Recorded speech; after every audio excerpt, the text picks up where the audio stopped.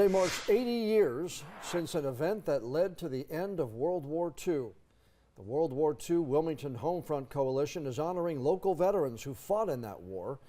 A ceremony tonight at the Hannah Block Historic USO Center remembered those veterans while celebrating VJ Day, August 14, 1945, when Japan surrendered to the Allied forces.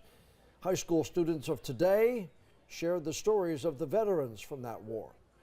Those veterans told us afterwards they appreciate the community saying thank you. Thank everybody to come here today.